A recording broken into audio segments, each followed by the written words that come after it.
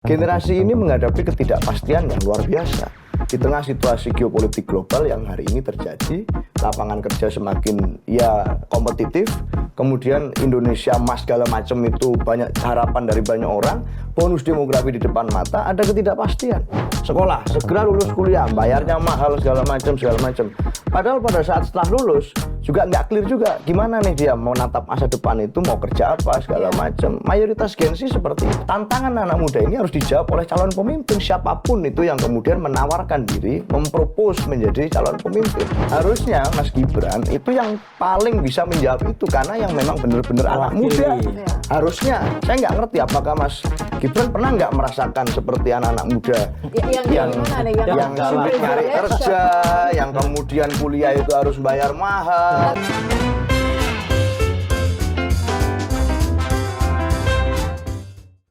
Ketemu lagi di Lanturan, ngelanturnya pasti mudah-mudahan relevan, aman. Kabul. Aku senang deh Mas Yogi ini udah berapa kali ya, 3 episode berturut-turut, ada teman mirip-mirip Ya, seumuran sama Gus Kim. Terima kasih ini. Beda setahun aja sama Gus Kim. Iya, Sangkatan. seragamnya sama waktu itu ya. Setahun dicetak aktenya. Seangkatan kuliah. Karena dia sempat hilang aktenya. Hari ini kita kedatangan tamu. Anak muda lagi, Mas. Iya pasti anak muda, ya kan. Hari ini lagi musim anak muda. Hanya anak muda yang bagaimana yang kita diskusikan. Nah, Seno Bagaskoro. Apa kabar, Halo, Seno? Terima kasih. San, Sehat ketemu ya? lagi. Mbak nih, Sehat Kim, ya? luar biasa. Kita ngelantur-ngelantur apa nih hari ini? Kan kita diskusi ini ada anak muda namanya Seno Bagaskoro muncul di mana-mana ya kan. Bicaranya mendobrak ya kan. Di setiap podcast itu bicaranya saya juru bicara Ganjar. Kali ini kita nggak akan bicara juru bicara Ganjar. Oke.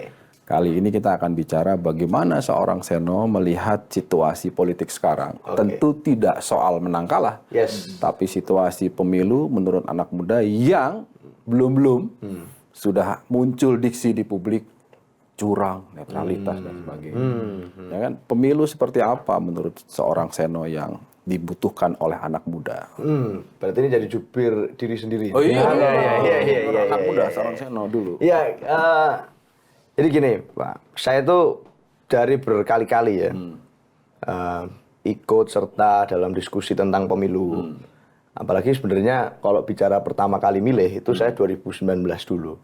Itu pertama kali early voting lah 2019. Nah, dalam 2 kali pemilu ini, pilpres, kemudian ada pilgub, ada pil wali, bupati, seterusnya, seakan-akan diksi tentang Gen Z dan milenial ini jadi hal yang paling sering dibicarakan itu ya.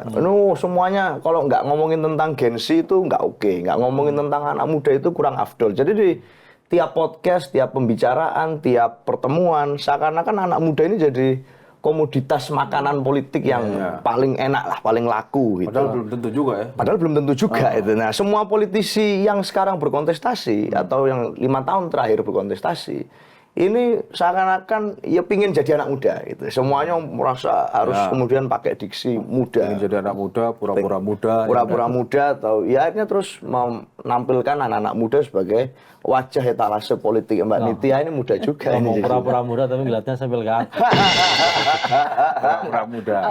Gak enak Ya banget. karena Seno Terus Kim gitu. karena kan memang angkanya kan 58% ya kira-kira. Yes, ya.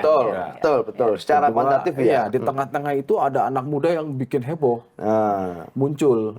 Iya, tapi kan sebenarnya sana udah dari 2019 ya, kita ingat dari 2019 sudah di Tapi belum pakai UNER, belum ada ini. Ini kan kenapa ada di tangan kiri kan nanti kita Iya. Kak Seno, aku agak motong sebentar. Yes. Kalau dari cerita kamu itu kan berarti kamu lebih melihat anak muda dalam konteks politik gitu ya, apapun eventnya gitu ya. Itu apakah sebagai bentuk apa istilahnya itu akomodasi atau justru hanya sekedar eksploitasi saja sebenarnya? jadi komoditas gitu ya. Komoditas saja. Dalam berbagai kesempatan memang anak muda diharapkan tampil dalam etalase politik. Jadi ada wajah mudanya. Etalase ya. Ada gaya mudanya gitu, etalase politik. kayak dipajang Lip dong ya service kalau dong kamu ngomong jadinya. etalase. Benar loh, awalnya karena ini jadi overuse kadang-kadang gitu ya. Jadi seakan-akan ya jadi etalase itu tadi Iya, dalam lip paradigma. service saja seperti Lip service. Nah, hari ini yang menarik dari apa yang terjadi, narasi besar tentang anak muda itu semakin kemudian digaungkan, diglorifikasi, dibalut dengan gimmick yang luar biasa. Artinya secara akumulatif ini terjadi dan hari ini ada sebuah puncak gelombang menurutku yang ada narasi besar tentang gimmick yang luar biasa tentang anak muda, sehingga narasi atau substansi mendasar tentang sebenarnya apa sih politik anak muda itu kita jadi agak kabur-kabur dalam situasi hari ini menurutku. Gitu. Kita agak yang berubah apa sih menurut kamu? Kita kan di 2019 sudah ngomongin potensi. Artinya kan kenapa harus pakai gimmick anak muda ya karena pemilihnya memang anak muda. Seharusnya kebijakannya memang memframing kebutuhannya anak muda sebagai generasi nanti. Yang berubah apa kalau sekarang? Ya karena gimmick itu digunakan, akhirnya sekarang sekali lagi nggak ngomongin tentang substansi seringkali, tetapi malah banyak kita bicara di ranah permukaan yang ini over gimmick, lip service tadi. Lip service aja. Nah ini anak muda seakan-akan kita ini sukanya yang joget-joget aja, sukanya yang seneng-seneng aja. Padahal anak muda nggak gitu kan? Nggak gitu. Saya termasuk orang yang agak kurang sepakat dengan diksi pesta demokrasi dalam pemilu. Ini bukan pesta kok. Hari ini saat kita bicara pemilu, ini kan ngurusin 270 juta jiwa manusia. Belum lagi tumbuhannya, belum lagi hewannya, belum kekayaannya, belum mungkin ada goib-goib demit-demit setannya. Ini di dalam Indonesia ini yang kok ngomongin goib demit kesini lagi? Mana agak geser ke sini. Kan banyak, maksudnya itu tanggung jawab gede, Pak. Jadi ini menurut saya ini bukan sekedar pesta. Ya itu kan buat kamu bukan pesta, tapi buat kalian ini bisa jadi ini pesta. Kok bisa gitu, Mas Tagib? Buat apa? Buat vendor. Ya siapa saja. Ada yang mau pesta, pancaan. Tapi makanya saya juga heran sebagai anak muda gitu ya. Gimana maksudnya? Maksudnya kan sebenarnya Indonesia ini tidak asing sebenarnya kan dengan peran pemuda dari dalam dulu juga gitu ya, makanya ada Sumpah Pemuda. Kan Sumpah Pemuda juga pemuda misalnya. Betul. Terus tokoh-tokoh pergerakan nasional kita juga anak muda, Soekarno, Syahrir ya. Syahrir tidak dalam tanda kutip. Syahrir yang asli maksudnya. Ada yang memalsukan sebagai Syahrir. Ada yang mirip-miripkan masalahnya. Sebut saja si A. Itu kan anak muda semua gitu loh, dan semuanya ya isi going aja biasa-biasa saja gitu loh. Kenapa sekarang seolah terjadi semacam glorifikasi gitu loh. Anak muda itu pun konteksnya hanya sekedar usia gitu loh. Bukan semangatnya, bukan karyanya, bukan karakteristik yang itu harusnya lebih muncul gitu loh. Lebih dari sekedar usianya. Menurut kamu kenapa? Ya mungkin itu juga bagian dari salah kita semua juga ya, menganggap kita enggak lah kok. Enggak ya. Kita nggak harus dong, kita anak muda, nggak campur sama yang kok diem aja gitu loh. Anak muda yang salah. Itulah yang menarik. Kalau Mas Yogi bilang diem aja, masa iya sih sebenarnya anak mudanya diem aja? Kayaknya nggak juga ya. Nggak diem. Tapi mungkin kurang keras ngomong aja kita ini. Artinya gini, menurutku anak muda punya peran penting dalam etapa sejarah bangsa, yes. Dalam setiap perjalanan itu, perjalanan pertama kita menumbuhkan kesadaran tentang bangsa Indonesia, itu anak muda. Kemudian bicara tentang reformasi, itu anak muda. Hari ini juga bicara anak muda, tapi gagasannya ini apa yang mempersatukan kita gitu, tentang anak muda ini, ide progresif apa yang kita bangun secara yang kolektif. Kamu bilang belum ada kan? Yang aku pikirkan ini belum tertutup dengan gimmick yang selama ini diglorifikasi. Kalau begitu apa yang harus diluruskan menurut Seno? Bahwa anak muda ini bukan sekedar ya pokoknya dimunculkan sebagai potensi untuk kemenangan salah satu paslon, potensi untuk kemenangan partai politik, bukan lagi sekedar angka sebagai pemilih pemula dan sebagainya. Tapi anak muda punya peranan aktif. Apa yang harus diluruskan? Ya, makanya program ngelantur-ngelantur gini penting ya. Untuk meluruskan yang begini-begini. Berarti kita harus makin ngelantur, makin lurus. Makin ngelantur, makin lurus. Dari awal sudah ada lanturan kita bang lurus. Gitu ya. Karena harusnya kan mustaqim. Gini, menurutku anak muda kita sepakat harus jadi subjek tidak sebagai objek. Artinya ini bukan komoditas, tapi dia punya peran, dia harus ikut serta berkontribusi dan seterusnya. Nah, bagaimana membedakan subjek dan objek ini menurutku? Membedakannya simpel. Ada tidak bagi anak muda ini ruang untuk dia bisa berbicara? Satu. Dua, ada tidak dia dalam berbicara itu ruang untuk mengubah atau turut serta memberikan peran terhadap kebijakan. Nah, caranya bagaimana entry point-nya? Dia bisa ruang untuk bicara, dia ada ruang untuk mengkritik, dia ada ruang untuk tidak sepakat, dia ada ruang untuk menyampaikan ide dan gagasannya. Itu yang membedakan subjek dan objek. Kalau objek, ya udah nggak ngapa-ngapain tuh, tampilin untuk aja. berbicara, ruang untuk berpendapat, ruang untuk menggugat. Yes. Rasanya di era sekarang nggak kurang-kurang. Betul. Sosmed tersedia mau ngomong apa aja. Betul. Tapi yang rame tek Ya makanya itu artinya dalam konteks Kenapa? konteks mengisi ruang itu hari ini kita perlu mendorong adanya Artinya bukan ruang-ruang lingkungannya itu. yang membuat anak muda tidak bisa bergerak, jangan-jangan memang anak mudanya yang Makanya aku lebih bilang tadi suka mungkin rebahan. mungkin salah kita juga itu ya untuk kita kurang keras bicara itu loh. Kita kurang keras untuk ngajak teman-teman ini wah ini nggak kurang seperti keras ini. atau gitu. gini, karena kan kalau kita ngobrol di ruang-ruang diskusi yang memang isinya anak-anak muda semua, bukan berarti tidak ada rasa kepedulian itu. Betul. Tapi apa ya, Sen? Karena sudah hopeless begitu, sudah kayak masa kehilangan harapan. Atau ada nggak terlena, terlena, juga ada ya, nggak nyampe mungkin. itu ke Ketersediaan kamu teknologi. gitu? Iya. Oke, sekarang kita ngomong generasi. Gen Z ini dalam berbagai macam dialog publik tentang politik Gen Z dan lain sebagainya. Ini kan framingnya adalah Gen Z ini anak yang melek digital. Dia kemudian paham tentang dunia digitalisasi. Melek digital itu namanya bangun tidur langsung lihat HP. Mau tidur itu dalam HP ya. Melek langsung HP. Lahir merocot ke dunia itu langsung ada notif ting tung gitu. Itu Gen Z. Padahal yang dibutuhkan adalah ekspresinya kan. Yes, betul. Ya kan? Isinya bukan Isinya. Kontennya. bukan hanya apa sih anak muda fasilitasnya. itu? Dan Nah, itu nggak ada kan? hari ini itu Nggak muncul. Nggak kurang muncul itu. Mungkin ada. Aku masih punya optimisme. Gini. Gimana cara menjelaskan kita? Hari ini kalau kita ngomong tentang politik anak muda, tidak semua anak muda yang aktif dalam politik itu memang masuk dalam politik praktis. Aku tahu.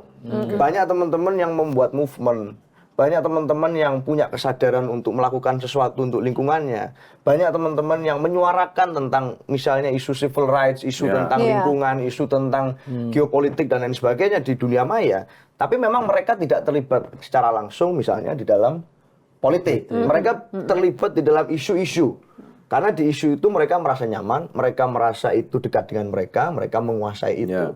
Aku pun sama dulu, sebelum masuk ke politik praktis, cara entry pointku adalah melalui isu. Dan isu itu tentang pendidikan, sekolah gratis waktu itu. Dan nggak ada yang salah dong. Kamu di Surabaya Di Surabaya bikin aliansi pelajar dan lain sebagainya. Entry pointku di situ. Nah, mungkin ngomong-ngomong suratnya dibalas nggak sama Pak Jokowi itu? Yang ribuan-ribuan Lah kan itu. kamu bikin surat ke Pak Jokowi. nggak dibales.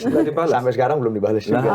Apalagi sekarang Coba kayaknya. sekarang mau ngomong apa ke Pak Jokowi? Pak, balas dong Pak. Pak, surat saya ada 33.000 Pak Jokowi kemarin dulu itu sama teman-teman belum dibales Pak, balas satu dong. Dibalas, Mungkin lewat Gus Kim nanti ini. giliran dibalas. Oke, kamu ketemu saya. Besok kamu geser ke tengah ya. Ampun. Jawabannya gitu kan sekarang. Enggak, artinya gini. Kembali ke yang tadi. Iya. Nah, Sambil mikir nih, kalau beneran gimana? Kalau beneran isu. emang dia beneran Balikan isu. Iya, kan sekian tahun yang lalu. Pertanyaannya suratnya nyampe apa enggak kan itu. Sebagai orang istana suka banyak yang nggak nyampe gitu ya? Nah, iya. Karena aku pernah punya pengalaman seperti itu. Nyampe ternyata nyampenya ke orang lain gitu. Padahal dia lingkaran istana. Ya kan? Nah, betul. Dia bikin gerakan soal sekolah Iya, gratis itu. iya. Dan bersurat ke Jokowi Betul. kan. Ada berapa surat waktu itu? 33.130. Ke soal bergeser tadi. Kan kalau bergeser ke tengah sama-sama anak muda gitu loh. Kenapa ampun-ampunan ini deh? Kenapa ada keluar kata ampun? Kan saya mengirim surat itu tahun 2017. Nah, 2019 aku dukung Pak Jokowi kok. Masih ya, Aku dukung. Artinya meskipun tidak dibalas suratnya, tetap dukung. tidak perlu disuruh ke tengah, aku dukung beliau. Sekarang kan masih. Itu. Loh, kita dukung beliau sebagai presiden. Sebagai presiden. Tapi masalah pilihan politik kan bebas, Pak. Iya, gitu. Nah, makanya aku merasa saat bicara tentang Gen Z dan anak muda, mungkin ekspresi politiknya belum diekspresikan di ruang politik praktis. Oke, Sana ini agak sedikit serius ini. Oke. Tadi serius Oh, kita. tadi serius ya? Iya. Baru opening. Oh, tadi baru opening ya? Iya. Enggak, tadi kan satu ketika saya tanya anak muda ini dalam konteks politik apakah hanya gimmick ya? Etalase aja, misalnya eksploitasi aja. Terus apakah memang itu adalah bentuk akomodasi? Kau bilang lebih banyak lip service atau eksploitasi. Nah, kedua, dalam konteks subjek dan objek, dalam konteks politik kita hari ini, praktis ya, itu kamu melihat anak muda ini hanya sekedar objek atau menjadi subjek? Ya, Oke, menurutku mulai banyak teman-teman muda yang mendapatkan ruang di politik. Kita lihat kalau di caleg-caleg hari ini, di berbagai macam partai politik, ini nggak usah bicara pilpres dulu ya, di caleg, di kepala daerah, ini semakin banyak teman-teman muda yang tertarik untuk masuk ruang politik. Mungkin gelombangnya baru tercipta ya 5 tahunan terakhir lah, ini yang mulai tertarik masuk parpol, mulai tertarik nyalek dan seterusnya. Maka mengujinya ini nggak bisa sekarang sebenarnya, tapi mungkin setelah 2024 di mana mereka semua sudah semakin settle secara kekuatan dan jaringan politik. Kemudian di pemilu 2024 juga semakin banyak lagi yang nyalek anak-anak muda ini, bagaimana cara dia untuk mendapatkan kekuasaan dan mengelola itu. Maka menurutku ujian sejatinya bukan sekarang. Hari ini masih dalam bentuk testing gitu ya. Dan kita melihat apa yang terjadi di TikTok dengan kemudahan teknologi dan lain sebagainya, ini semua bentuk ujian. Maka ujian ini harus dijawab, dan jawabannya adalah pasca 14 Februari. Aku rasa itu. Apakah ada anak-anak muda yang mengisi parlemen? Menurut saya poinnya bukan itu ya. Ketika anak muda dia nyalek, itu pun saya tidak melihat belum tentu jadi subjek. Betul. Jangan-jangan jadi objek aja. Ya, Partai menjadikan dia, aja ya? iya, Betul. partai menjadikan dia caleg karena dia objek untuk menarik Makanya itu. suara dari anak-anak muda itu. Makanya aku bilang tergantung cara dia untuk mendapat atau menggain kekuasaan politiknya itu. Kalau itu didapatkan misalnya dengan jaringan keluarganya, melalui proteksi jaringan Siapa dia orang maksudnya? terdekatnya. Kan banyak caleg-caleg yang keluarganya juga keluarga politisi, kan Itu yang bicara caleg. itu nih tadi kita. yang aku mau tanya. Ketika kabar baik bahwa ada angka yang melonjak anak-anak muda masuk ke politik praktis, Iya. ya kan? Nah, poinnya kan ada yang lebih itu. Apakah mereka memang terpanggil secara alami karena memang ada kebutuhan Atau ada ini, privilege. Atau legacy. atau Atau ya, tadi karena memang meneruskan. meneruskan keluarganya, ya kan? Keluarga itu kan bisa bapak, ibu, dan paman, paman, tante, biar lengkap lah. Atau semuanya Atau ya? semuanya Nenek. gitu. Nah, yang mana gitu? Nah, itu benar yang mungkin baru diuji nanti setelah 2024 ya, menurutku. 24 seperti apa, lihat konfigurasinya, apakah ini masih bagian dari turunan politik, ya, atau memang dia masuk karena panggilan organik. Nah, ini kan kita belum ketemu. Nah, Seno ini kita doakan mudah-mudahan masuk. Tapi ngomong-ngomong bukan keluarga politisi kan? Bukan, Nggak punya ayah, nggak ada yang politisi. paman. Paman, nggak ada yang Jadi hakim. hakim. Nggak ada. Nggak ada. Atau mungkin sedang merencanakan pernikahan. Kenapa nanya paman hakim sih? Ya enggak nanya aja. Kan Kan paman ada itu hakim, bisa. ada dokter. Lah iya, kenapa Jangan hakim? profesi. Anda berucut aja. Mas. Lurus ini. Ini bahaya loh. Terlalu menjuri nih, orang istana udah mulai belok ke sini. Istana Kompas ini. Mulai balik ya? Mulai sadar dia. It's Ternyata up. kehidupan di sana menjemukan. Iya. Iya, artinya kan tadi kan kamu bilang banyak anak muda, memang ada beberapa anak muda yang nyalek dan beberapa jadi karena ternyata pas usut penyusut, oh bapaknya udah duluan, jadi elit partai A, oh ternyata ada pamannya udah duluan misalnya, jadi elit di partai A segala macam bla bla bla. Nah terus bagaimana kamu melihat misalnya orang-orang model yang mungkin mirip kayak kamu gitu ya, nggak punya privilege, misalnya nggak punya darah biru, partai politik tertentu gitu loh, nggak punya dekengan pusat, anak bilang itu berpeluang misalnya untuk lolos gitu. Ya pasti berpeluang, artinya di berbagai daerah di 2019 pun itu juga sudah mulai banyak yang meskipun belum banyak banget gitu ya, tapi mulai bermunculan. Dulu kalau nggak salah Mas Arifin kan pernah kesini juga, Bupati Trenggalek, ada bupati lain-lain lagi yang memang bukan dari keluarga politisi elit, dan itu mulai banyak. 2024 kayaknya bakal tambah banyak karena gelombangnya begitu. Ipin bapaknya politisi itu. Tapi level ini kan kalau nggak salah level kecamatan atau apa itu waktu itu. Kalau gitu menurutmu gini lah, kalau kita kan tadi sudah mengelaborasi apa sih motivasi terus situasi anak muda, menurutku kita sudah mulai bergeser. Bergeser ke bagaimana kamu sebagai anak muda, kita sebut kamu mewakili anak muda minimal di lingkaran kamu lah. Yang melihat pemilu yang sekarang sudah berjalan. Nah, ya kan pemilu berjalan itu kan maunya kita kan netral, itu kan Wapres sudah mengatakan jangan sekedar slogan, karena memang sudah menjadi catatan selalu akan ada potensi-potensi kecurangan yang dimanfaatkan oleh orang tertentu. Kita nggak tidak melulu menyebut incumbent, tapi peluang itu ada. Anak muda mau pemilu seperti apa? Ya, kalau anak muda Gen Z bicara politik itu menurutku perlu satu role model atau keteladanan politik. Dia misalnya melihat politik itu buruk, kotor, tidak baik. Kenapa? Karena contohnya tidak baik. dia jadi antipati. Trustnya hilang. Trustnya hilang gitu. Karena role modelnya kemudian tidak menampilkan atau mencerminkan hal-hal yang diharapkan dari politik. Nah, sama halnya dengan masalah netralitas itu tadi yang disampaikan. Butuh ada role model. Dan siapa role model tertinggi di negeri ini hari ini? Ya adalah presiden. Menurutmu sudah jadi role model atau belum? Ya makanya kan kita menunggu. Ini hari ini kan masih, hari masih nunggu. Masih Ini belum kelihatan. Masih hari kedua kampanye. Nah, artinya kita melihat oke, dalam konteksnya. perjalanan ini konteksnya, maka role model utamanya adalah presiden. Kalau presiden bisa menjadi teladan bahwa akan netral, tidak menggunakan akses proteksi kekuasaan yang dimiliki, apapun itu yang melekat di dalam diri presiden, untuk kemenangan calon siapapun itu.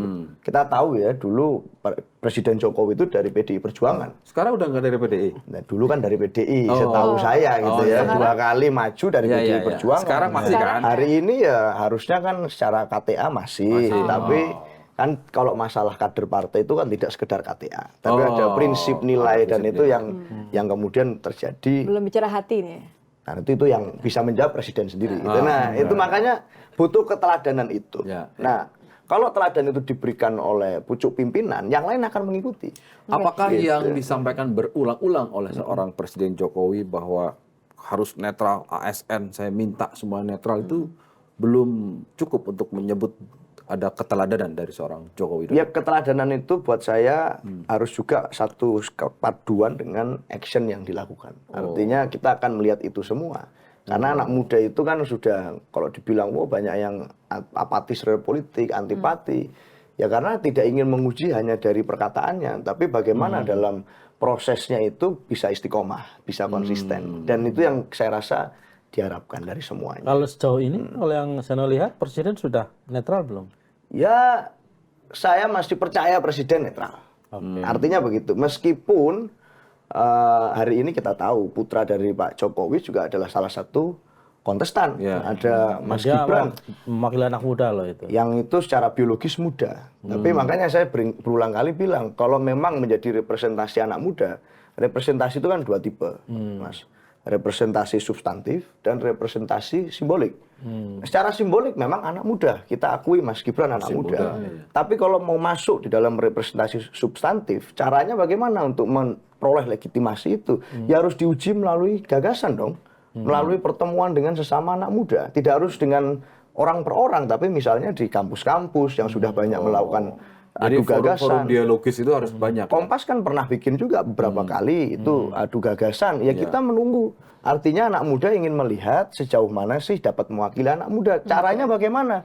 Kalau sekedar dari blegreknya saja, dari dohirnya saja, ya siapapun dari sekian juta anak muda itu adalah wakil anak muda. Tapi apakah begitu dalam logika pilpres? Tapi Tentu kan saja hanya satu yang anak butuh presiden. ujian. Nah, itu juga satu variabel lain gitu ya. Selain anak muda, beliau juga anak presiden. Kita harus melihat itu. Dan kemarin kita sudah melihat bagaimana ada proses di MK dan lain sebagainya yang itu menjadi mewarnai entry point itu. Nah, makanya kita menunggu bagaimana sih pandangannya Mas Gibran. Anak muda juga pingin dong mendengarkan itu. Karena cara mengujinya gimana lagi hari ini kalau tidak dengan Kan melalui udah dialog. berkali-kali dibilang, respon Mas Gibran gimana? Diemin aja. Iya. Ya kan ya udah, itu nggak kurang ya? Berarti kurang ngelantur di sini. Ditanya, ya udah diemin aja.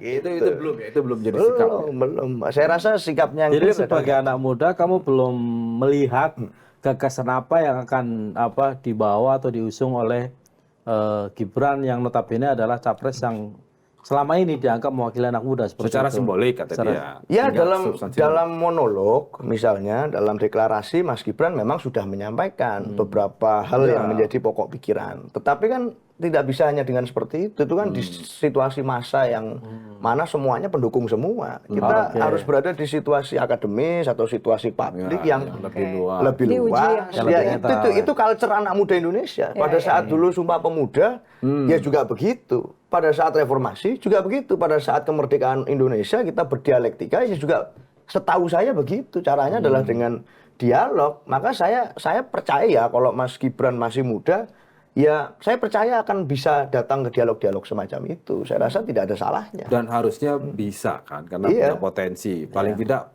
kepala daerah kan dia Betul, sekarang. makanya. Kepala daerah. Jadi why not gitu. Oh, Saya rasa berarti soal harus waktu aja mungkin. Soal waktu. Semoga soal waktu. Kepala daerah dan kepala daerah dianggap berhasil katanya. Kata siapa? Ya, ada lah yang bilang. Begitu ya. Sebut aja dong. Ini kan udah terbuka. Paling Spill tidak aja kalau kata tidak anak jadi muda. tuan rumah U17. Iya. Itu keberhasilan Iya. bagi PSSI. Maksudnya Erick Thohir. Harusnya Erick Thohir. Maksudnya Erick Thohir. Tapi saya Ya, kita dengar belum, anak muda. saya belum Kita bilang pengen secara lihat detail anak loh. muda sama Ini- anak muda ngobrol gitu. Kalau misalnya kita oke lah berharap presiden sebagai yang di puncak pemerintahan. Ya. Tapi kalau boleh minta, kan mintalah maka engkau akan menerima. Kalau misalnya Iya. kita ngomong gitu kan Iya, nggak dikasih tuh. Iya. Jangan-jangan cuma dikasih sekedar ya udah tadi diemin aja atau saya netral. Kalau kita bisa minta sikap kayak gimana yang sebenarnya diinginkan sama anak muda terlihat benar secara jelas dari seorang presiden dan gagasan seperti apa yang diharapkan dari anak presiden yang sekarang juga jadi cawapres. Ya saya nggak tahu harus berharap apa dari Mas Gibran. Karena sebenarnya ya harusnya beliau yang menawarkan. Kan beliau yang kemudian mencalonkan sebagai wapres. Artinya ya beliau yang harus menawarkan ke kami. Anak Gen Z, Mbak Nitya, itu adalah generasi yang betul-betul repot sebenarnya. Artinya dia punya multiple burden. Secara usia, secara pribadi, dia memang punya ambisi, punya kehendak untuk mencapai cita-citanya, karir akademiknya, karir profesionalnya, jenjang ini ada tuntutan itu dari dalam dirinya. Di saat yang sama, dia dituntut orang tuanya untuk segera lulus sekolah, segera lulus kuliah, bayarnya mahal segala macam. Padahal pada saat setelah lulus juga nggak clear juga gimana nih dia mau natap masa depan itu, mau kerja apa segala macam. Mayoritas Gen Z seperti itu. Artinya generasi ini menghadapi ketidakpastian yang luar biasa di tengah situasi geopolitik global yang hari ini terjadi. Lapangan kerja semakin ya kompetitif, kemudian Indonesia emas segala macam itu banyak harapan dari banyak orang, bonus demografi di depan mata, ada ketidakpastian. Nah, tantangan anak muda ini harus dijawab oleh calon pemimpin siapapun itu yang kemudian menawarkan diri, mempropos menjadi calon pemimpin. Mas Ganjar harus menjawab pertanyaan itu melalui kemudian saat diskusi publik. Mas Pak Anies harus menjawab pertanyaan itu. Pak Prabowo dan Mas Gibran harus menjawab itu. Apalagi Mas Gibran yang mewakili anak muda. Simbolik itu. Harusnya Mas Gibran itu yang paling bisa menjawab itu karena yang memang benar-benar anak Mewakili. muda. Iya. Harusnya harapan saya secara ideal harusnya bisa menjawab karena harusnya paling merasakan. Saya nggak ngerti apakah Mas Gibran pernah nggak merasakan seperti anak-anak muda Yang gimana nih? yang sulit nyari privilege kerja, yang kemudian kuliah itu harus bayar mahal. Tapi kan Mas Gibran kan memulai juga sebagai wira swasta, memulai dari nol juga. Kalau gitu. berarti pernah merasakan. Kalau pernah merasakan harusnya bisa datang dan memberikan tawaran. Oke. Gitu. Jadi saya rasa harusnya itu disiapkan untuk dipropos Yang kepada susah anak-anak nyari muda. kerja itu bukan Gibran tapi adiknya Kaisang. Makanya dia jadi ketua umum partai. Ini guyon. Tapi di record. Wah, Karena susah nyari Kok kerja. aku yang deg-degan ya? Makanya jadi ketua umum partai gitu loh. Kan ketua umum partai bukan pekerjaan. Loh, kita kalau Iya, kerja, iya, bukan iya, pekerjaan, itu pengabdian. Pengabdian. Itu nih, Penuh ya. waktu ya. yang- Jangan selalu aku yang curiga sama suzon orang ya. tua anak muda itu. Mohon maaf aku pengabdian suzon. itu pengabdian. Itu pengabdian, Pengabdian. bukan Oke, pekerjaan. oke, Gitu. Biar- Oke, Jadi buat aku tantangan terberatnya atau bebannya itu sebenarnya di Mas Gibran paling gede karena satu-satunya yang paling muda. Itu menurut Secara usia. secara usia. Secara usia. Dan secara pasangan juga paling mudah. Lagi-lagi menurut Kaisang, kalau Pak Prabowo sama Ditambahin, dibagi dua. itu paling mudah. Iya. Ya, ini bentuk Kalau ini narasi benar gimmick. kutipannya dari Kaisang. Iya. Seberapa besar kebutuhan anak-anak muda untuk melihat tadi di ruang-ruang publik? Iya. Kan biasanya selain yang resmi dari KPU kan sudah banyak tuh debat-debat adu gagasan segala macam Iya. gitu kan. Tapi dibanding pasangan yang lain kan paling ini sudah banyak dibahas loh Ya. untuk menginginkan bicara itu. Ya sering. Terus pemilu ini ngapain kalau nggak bicara kita? Saya kira pemilu ini adalah ajang untuk bicara. Kalau ajang bekerja itu waktu udah dilantik nanti. bicara nanti biar rakyat menilai, lihat hasil pekerjaan. Itu nanti waktu dilantik, Pak. Kalau sekarang pemilu ini memang adu bicara. Untuk meyakinkan pemilih. Meyakinkan orang. Iya, pengen tahu dong. Saya ini siapa gitu. Saya ini siapa, teman saya siapa, saya ini membawa gagasan apa, saya menjanjikan apa. Ya memang ini waktunya. Ya pertanyaannya kan mungkin Gibran nggak merasa perlu meyakinkan banyak orang. Karena orang udah tahu. Karena orang udah yakin. Mungkin harus disiapin proposal, bukan cuma sekedar janji gitu kali ya. Iya. Proposal big idea-nya soal Iya, mau gimana. proposal Bisa juga apapun bentuknya lah. Tetap harus disampaikan. Tetap harus disampaikan. Masa diem-diemin aja suruh Cenayang baca gitu kan, sendiri. kirain cenayang. Saya Kondisi penasaran, hati, kita gitu. masih penasaran. Dia kan, wah bicaranya oke lah ya. Struktur. Awal kamu bisa connect sama partai itu gimana ceritanya? Iya, jadi aku masuk partai itu 2020. Oke. Itu setelah aku lulus SMA setahun. Setahun. Sebelumnya aku tahun 2017 itu bikin aliansi pelajar Surabaya. Itu SMA. SMA kelas 1. SMP bikin surat. Jadi setahun sebelumnya bikin gerakan surat yang tadi. Terus bikin aliansi pelajar waktu SMA. Kita protes kebijakan tentang sekolah gratis yang mau dihapus. Ngumpulkan ketua OSIS pelajar dari se-Surabaya. Bikin aliansi pelajar itu yang sampai hari ini masih ada. Ketuanya masih anak SMA dan harus anak SMA. Nggak boleh yang bukan pelajar. Dan aku Jadi itu berproses di kira-kira situ. persatuan OSIS gitu lah ya? Atau bukan? Sama nih Mas. Nggak hanya OSIS, ada macam-macam. Pokoknya pelajar toh. Secara besar aku sama. Aku SMP juga udah nulis surat sebenarnya. Ke siapa? Sering nulis surat. Surat izin nggak masuk sekolah. Izin bolos ya. Izin sakit. Tapi ini aku pengen dengar cerita, kita pengen dengar ceritanya. Aku juga pengen dengar ceritanya. Koneksi ke kan gerakan dia sudah Iya, iya, dimulai. iya. Social movement oke. Tapi lah. kemudian memutuskan untuk kemudian masuk Ke partai. Pasti dia punya alasan. Kan? Betul, Kita betul. pengen tahu alasanmu apa? Nah, interaksiku dengan banyak orang itu terjadi pada periode waktu itu.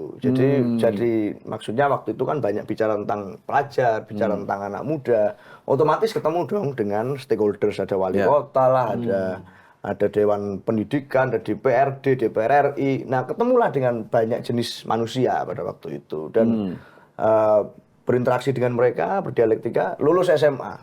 Lulus SMA, aku berada pada fase mikir nih, ini aku akan di kampus ini masuk ke organisasi kampus, masuk BEM, masuk ke OKP atau apa. Nah, hari itu datang banyak sekali tawaran sebenarnya dari partai-partai politik. Jadi banyak yang ini, yang membuka untuk masuk di sini. Aku memutuskan untuk cari partai politik yang satu sesuai dengan hatiku, yang paling cocok dengan pemikiranku, dengan platform dan lain sebagainya. Partainya ya, bukan orangnya ya, partainya gitu, organisasinya. Kedua, yang memberikan aku ruang berproses dari yang paling kecil, dari yang paling rendah. Gitu. Jadi kalau ada yang nawarin di DPD, DPP, DPC gitu ya, aku cari yang di DPC nih, yang di tingkatan kota itu, tingkatan paling rendah kota dulu lah ya. paling rendah karena aku Anak pengen tangga belajar. paling bawah lah ya. Paling bawah karena pengen belajar. Ini pesan gitu. aku, enggak semangat. Iya, semangat ini gitu, semangat kita ini gitu. Pengen paling bawah, proses paling bawah. kenceng-kenceng ini. Justru malah nggak mau langsung. Terus. Itu nah ternyata yang nawarin aku di posisi yang kemudian paling berproses itu adalah Mas Ipin yang kapan hari ke sini. Beliau waktu itu ketua Taruna Merah Putih Jawa Timur, saya partai. Nah, dia minta untuk aku menjadi ketua Taruna Merah Putih Surabaya. Saya partai PDI Perjuangan. Aku ambil itu. Dan hingga hari ini pun statusku ini ketua saya partai PDI Perjuangan Surabaya. Kayak bisa dikatakan sekarang ini kadernya Ipin. Ya juniornya Ipin. Juniornya. Sama-sama UNER kan? Sama-sama UNER, tapi ya satu beliau kan sempat di kampus lain juga.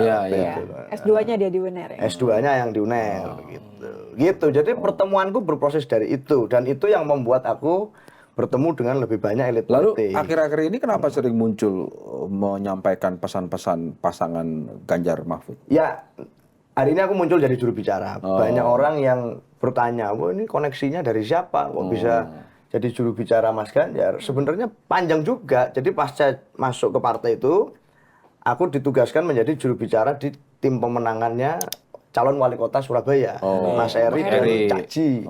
Waktu itu di Surabaya, PDI Perjuangan satu-satunya, aku jadi juru bicara, baru lulus SMA, langsung jadi juru bicara di TV segala macam. Nah, ternyata aku dianggap mungkin pada waktu itu ya cukup baik lah menyampaikan segala macam. Akhirnya itu ditangkap oleh partai dan hari ini aku ditugaskan jadi juru bicara. Jadi prosesnya ya nggak 1 hari, 2 hari, 3 tahun, 4 tahun ini 5 tahun lebih Jadi lah kurang bukan, lebih. kalau boleh ini bukan sekedar karena Bukan ada privilege ya. bukan karena ada Caipin atau apa, tapi lebih karena ideologis ya. Ideologis dan ya karena memang ada slot yang memang kosong untuk ditempati di sayap partai pada waktu itu, sehingga aku ditugaskan untuk berada di situ. Ya sudah, aku ikuti prosesnya.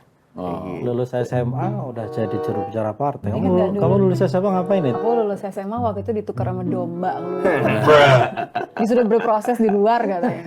Tentang privilege nih, privilege. Aku pengen ngomong. Iya. Nggak ada salahnya kok orang punya privilege. Oke-oke aja kan? Oke, saya tidak pernah punya masalah dengan privilege karena orang tidak bisa memilih. Iya dong. Dia lahir dari mana, dia lahir sebagai Dan anak privilege siapa. tidak menjamin kesuksesan Dan seseorang. privilege tidak menjamin juga gitu ya. Dia bisa punya segalanya, dia bisa punya akses, tapi kalau tidak bisa mengelola dan berproses di situ ya sama aja bohong. Tapi privilege kan zaman sekarang dianggap sebagai satu kata yang negatif, dianggap sebagai apa? Shortcut, dianggap sebagai tidak perlu mengikuti proses yang kamu lakukan. Iya betul. Nah, masalahnya bukan pada privilege-nya, tapi pada caranya. Cara inilah yang menentukan. Apakah anak seorang wali kota tidak boleh bermimpi jadi wali kota? Boleh. Iya boleh. Anak dokter nggak boleh jadi dokter, ya boleh-boleh aja. Tapi kan ada prosesnya gitu. Ada caranya. Dia belajar jadi, misalnya ini dia pengen, ibaratnya orang pengen S2. Ya dia harus SD dulu dong. Setelah SD, SMP, setelah SMP, SMA.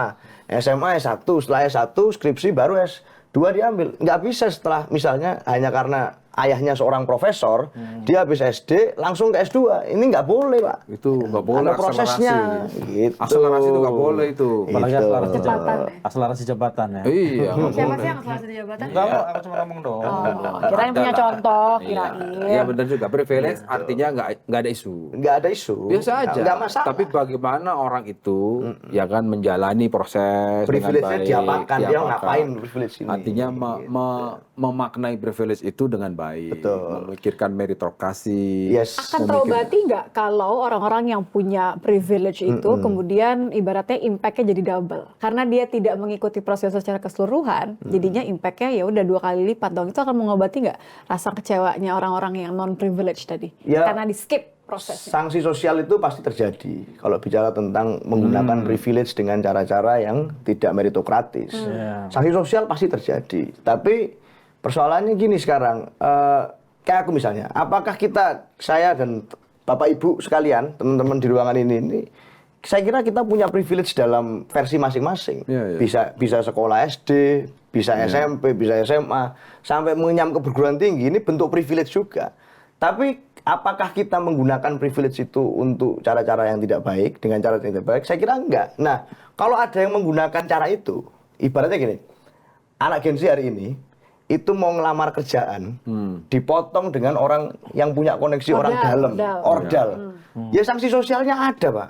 Sampai kapanpun, apakah itu mengobati rasa sakit hati orang yang ngantri sekian banyak ini? Paling tidak di persepsi jadi gunjingan. Jadi gunjingan.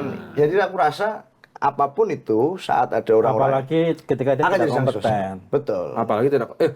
Kita harus luruskan bahwa kompetensi itu nomor 1 dong. Oh iya, Ya kan? iya. Artinya itu bisa harus dilakukan oleh individu masing-masing. Ya, itu harus terlepas Jadi dari harus melawan stigma generasi rebahan, harus melawan stigma yang sering diam. Ini terbukti. Iya.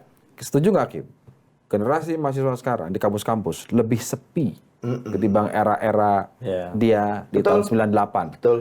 Sekarang hampir tidak ada satupun isu nasional yang direspon oleh kampus. Mahasiswa. Ya bisa jadi karena sistem SKS-nya lebih ketat, harus cepat lulus. Ya, Tapi menurutku sejarah pergerakan bangsa itu di mana ada mahasiswa bergerak itu harusnya nggak jadi alasan. Ya, Setiap orang punya logika sesuai dengan zamannya masing-masing. Betul. Ya kan? Artinya nggak bisa itu era sekarang menjadikan alasan ya karena kami kan serba instan itu dalam arti semua disediakan dan sebagainya. Sehingga nggak butuh deh kami social movement kami dalam bentuk digital. Oke, tapi kan tetap aja harus ada gerakan. Ya. Mengakui nggak Anda sebagai bagian dari mahasiswa sekarang? Saya mengakui bahwa itu terjadi, menjangkit gitu ya. Tapi saya coba terus-menerus mencoba membangun dialog dengan teman-teman.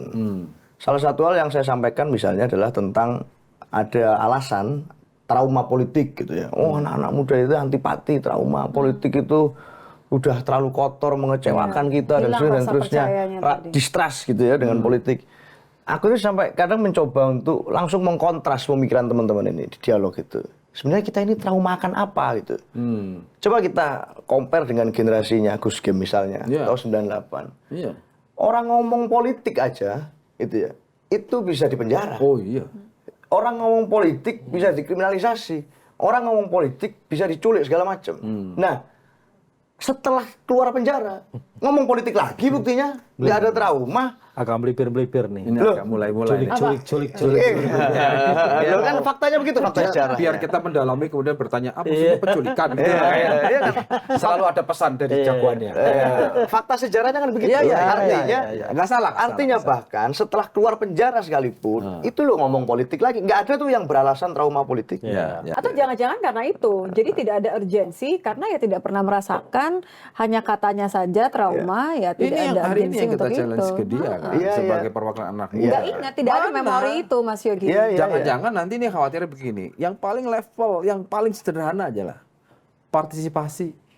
Yes. Partisipasi aja. Jangan-jangan nanti tanggal 14 Februari yang ada pada liburan Iya, atau bangun iya, kesiangan iya, nggak datang ke TPS, itu Iya. paling gampang. Ya, betul. Maka ini menjadi satu alarm sebenarnya. Nah, saya ngomong ke teman-teman seringkali, ini urgensinya agak penting loh kita ngomong tentang politik.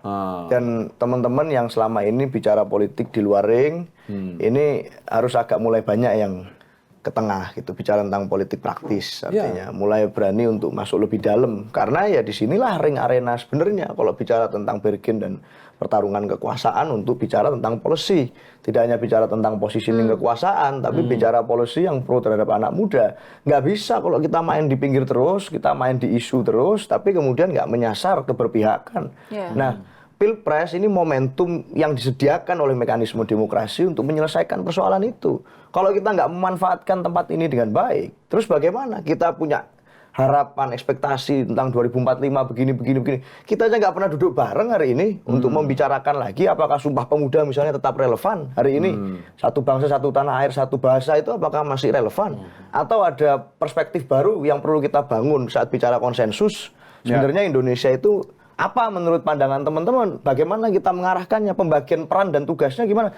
Ini kan nggak pernah kita ada masuk ke ruang-ruang Termasuk dialog yang seperti paling itu. ekstrim ya, menurut anak muda sekarang masih perlu nggak sih peranan partai politik itu? Boleh Iya, juga betul, dong. betul. Misalnya. Ya jangan-jangan nggak perlu ada partai politik, langsung aja bikin aliansi pelajar kayak model gitu Ya, kan. tapi kan tambah repot juga kita. Sekarang ada partai politik aja, teman-teman nggak mau berpolitik. Kalau nggak ada partai politik, siapa yang teriak-teriak begitu? Ini baru anggota partai politik. Begitu dinarasikan itu dia langsung intercept.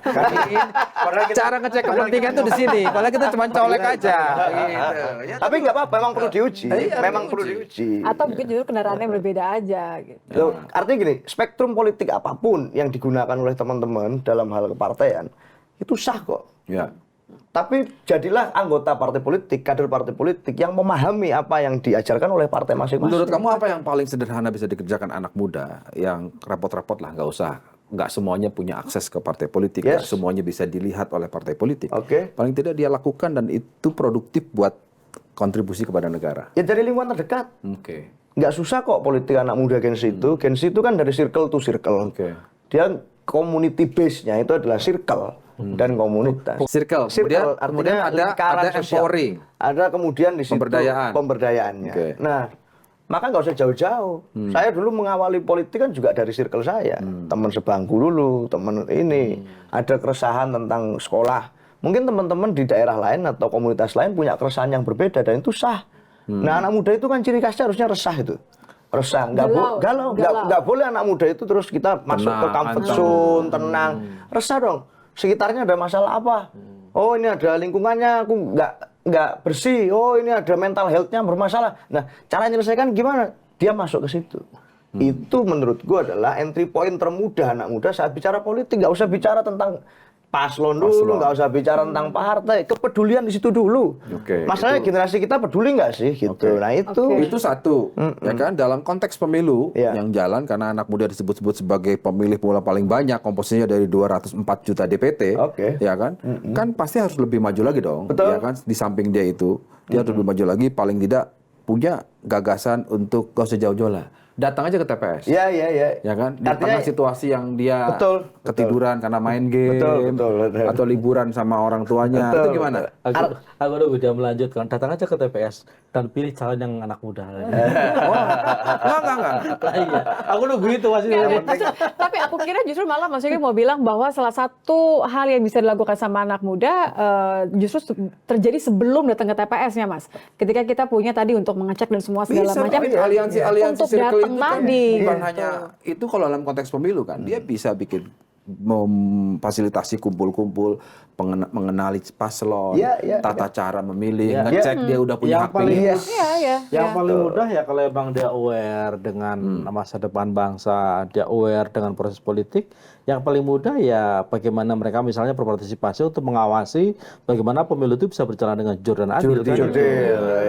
Iya. Artinya Ada damai tadi ya. Artinya gini, konteksnya aku bicara tadi adalah apa sih hal terkecil yang bisa dilakukan Ya, kan itu yang gitu. non-pemilu, Ya, kan? non-pemilu. Tapi kan itu bagian dari politik juga. Nah, penumbuhan kesadaran ini loh yang penting. Dan itu kurang ya. Itu kurang. Bahwa politik itu bukan sekedar urusan mereka-mereka yang di Senayan, mereka-mereka yang di istana.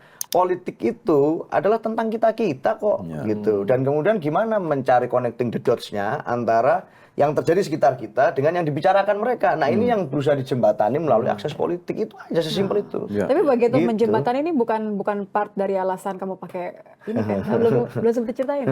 Belum cerita. Aku penasaran ada apa di balik sarung tangan. Iya, kalau dari posisi ada di kiri ya kira-kira dia Kira-kira mengatakan terawangannya. bahwa saya ada di kiri. Iya, kenapa? Karena di kiri itu jalan terus.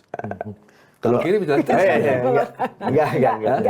Kenapa Gini. di kiri, kenapa bukan di kanan? Gini, ceritanya itu di waktu COVID tahun 2021 di Surabaya itu kan lagi heboh banget. Waktu itu aku masih banyak Nggak di cuma Surabaya. Surabaya, kita juga heboh di sini. Pasti, kalau COVID. pasti. Enggak, tapi waktu itu aku masih banyak di Surabaya maksudnya. Nah, waktu itu parah banget lah. Jadi angka vaksinasi rendah, angka kematian tinggi. Nah, termasuk di unsur pemerintahan hampir semua petugas yang di garda depan juga kena COVID, harus isolasi segala macam.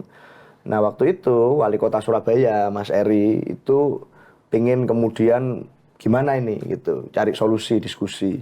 Ya udah bikin relawan aja Mas gitu. Tapi isinya anak-anak muda gitu. Karena aku percaya bahwa yang harus bergerak di saat itu yang muda, yang imunnya masih kuat gitu daripada ini. Nah, oke lah bikin relawan. Ya.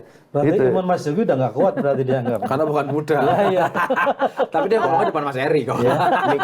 mikirin gitu. Nah, ya udah bikin relawan lah gitu. Nah, aku deklarasi relawan itu terus terkumpul dalam 3 harian itu ternyata open recruitment 2.600-an lebih gitu. Relawan yang kita namai Surabaya Memanggil. Itu kalau milih kamu semua jadi udah kamu itu. Kurang masih ada. Dan bukan dapilku semua kan. Bukan dapilku semua. Bukan dapilku. Nah, terus tugasnya juga waktu itu agak ngeri-ngeri sedap juga karena fungsi kita adalah supporting sistemnya Pemkot. Ya, dalam kondisi Meskipun COVID ya. relawan bukan karyawan ya. Jadi ya udah bayarannya makan aja, makan nasi itu. Yang tugasnya nggak ini juga. Artinya nyetirin ambulan.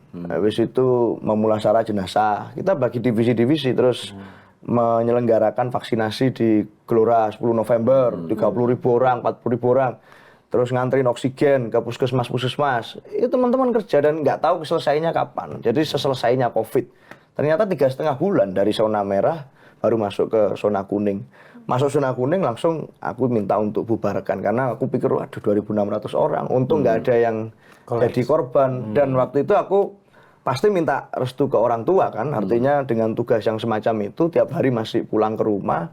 Nah, orang tua waktu itu hanya pesan satu, boleh berangkat karena aku ditugasi jadi koordinator. Boleh berangkat asalkan satu pakai masker, dua pakai sarung tangan. Nah, dulu pakai sarung tangan dua-duanya, kanan kiri. Tapi karena kanan sering aku copot-copot kan kalau di lapangan lagi ngapain-ngapain, sisa kiri. Jadilah, keren juga ya kita kok jadi punya trademark begini. Nah, ini ngingetkan aku bahwa di masa-masa itu yang jadi simbol ternyata situasi tidak menentu apapun, serumit apapun itu, ternyata saat anak-anak mudanya mau gotong royong, turun, mau gerak semuanya, nggak mikirin apa-apa, ternyata bisa berhasil. Nah, ini aku jadikan simbol dalam pemilu kali ini. Oh, keren juga ceritanya. Dalam situasi sebut Banyak yang tanya-tanya loh, kiranya tanganku ini ada cacatnya lah, ada apanya. Ini aku buka di lanturan nih, aku buka nih. Ceng, ceng, ceng, ceng. Loh, ada apa nih? Ada Tapi ya apa? zaman COVID aku nggak yakin juga sarung tangannya kulit. Enggak begini. Waktu COVID sarung tangan latex itu. Ya mungkin awalnya latek karena bertahun-tahun jadi gini. Dari kulit menyatu sama kulit. Jadi menebal. Ini baru lanturan. Gitu. Ya, kenapa? Baru kita langsung fase berikutnya. Kenapa kemudian sekarang konsentrasi sebagai zubir milenialnya Ganjar? Ya, Diminta? saya Ini mengenal tugas partai atau gimana? satu pasti tugas partai. Oke. Kita ini petugas partai. No. Jadi saya bangga kok bicara itu. Gitu. Ini petugas parkir. Iya. Nah, satu ini ya yang kenapa kok Mas Ganjar? Aku tuh pertama kali kenal beliau sebenarnya tahun 2018. Jadi waktu itu beliau ngisi acara di Surabaya, bicara di depan para caleg dan kemudian minta hadirkan 5 anak muda untuk hadir di situ. Masing-masing disuruh bicara tentang perspektifnya, tentang politik pada para caleg. Aku waktu itu masih SMA, Bani, kelas 2. Aku suruh cerita terakhir. Aku cerita 1-2 kalimat harapanku bahwa politik anak muda itu bukan sekedar baliho, Pak. Itu bukan di jalan-jalan doang nih billboard.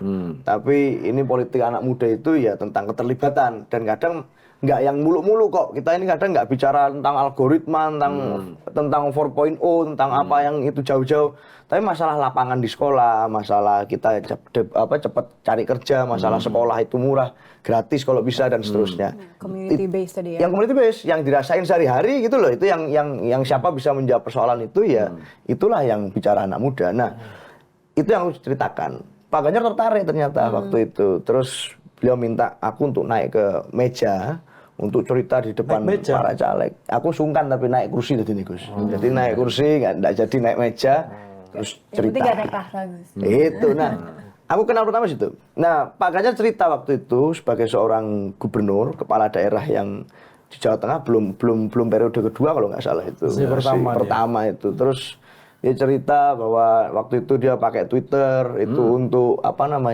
merespon keluhan masyarakat. Bahkan dia jadi adminnya sendiri. Dia cerita bagaimana dia nyuruh SKPD untuk segera merespon 1 kali 24 jam. Dan buat aku itu something yang interesting gitu. Aku melihat seorang politisi yang ini inspiring buat aku gitu. Waktu itu, hari itu. Yang membuat aku tertarik untuk masuk partai politik. Saat itu kamu mengidolakan Ganjar lah kira-kira gitu. Saat itu aku tertarik untuk masuk politik praktis karena aku melihat ada contoh Pak Ganjar. Kalau karena sudah ceritamu itu menjelaskan ke kita waktu kamu berkenalan dengan Ganjar, periode kamu perkenalan, aku mau tanya pendapatmu. Oke. Ya kan, pendapatmu. Apa pendapatmu dan bagaimana pandanganmu terhadap seseorang yang bernama Gibran? Dipikir mau nanya soal Ganjar. Ya, Mas Gibran itu anak muda. Gitu. Dan apapun itu biologis atau substantif? Secara biologis. Ini biologis saja yang dohir dulu lah. Mas Gibran adalah seorang anak muda.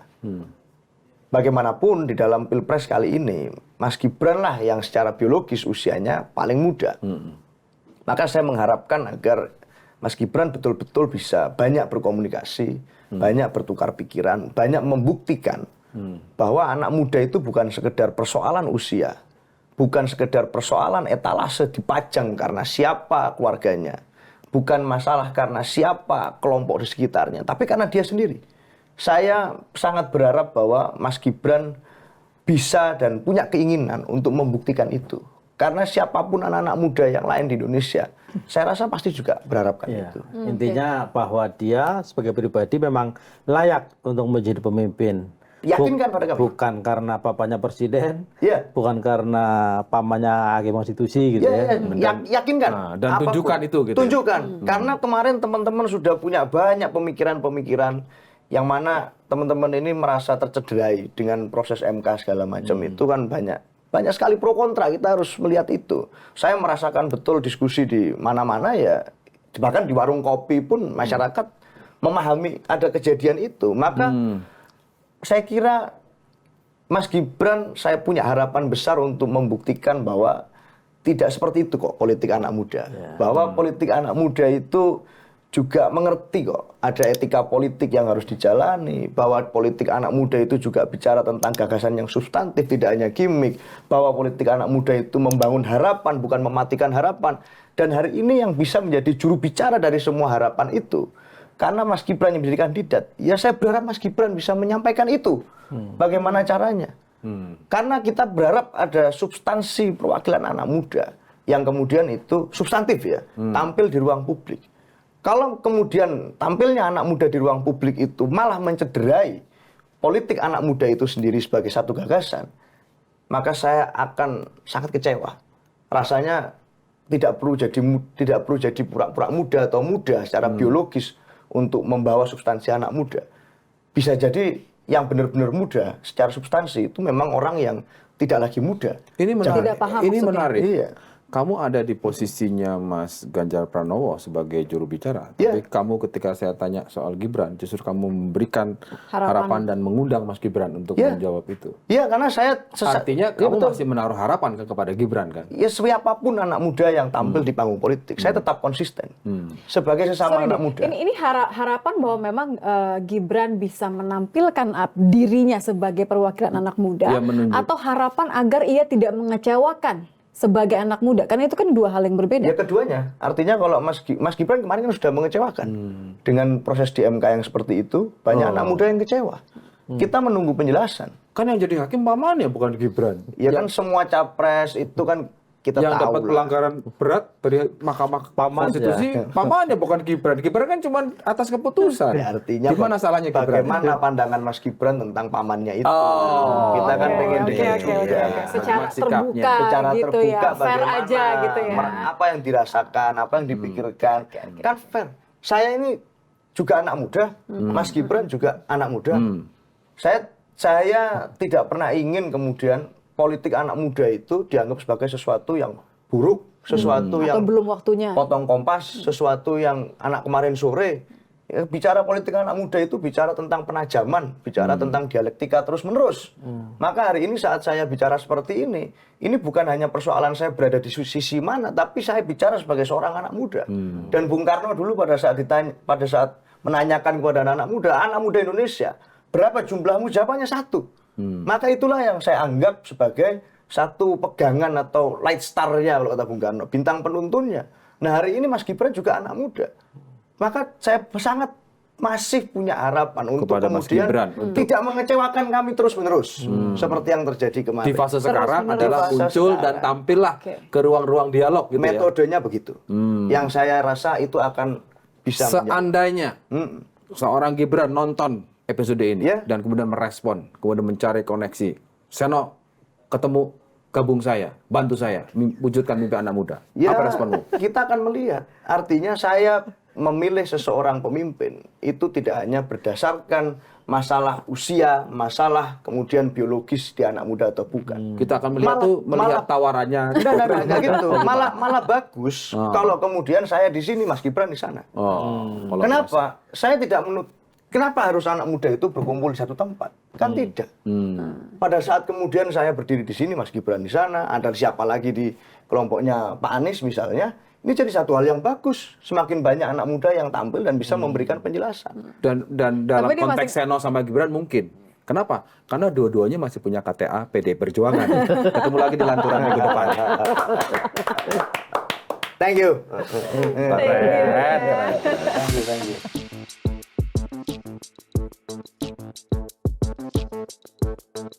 you.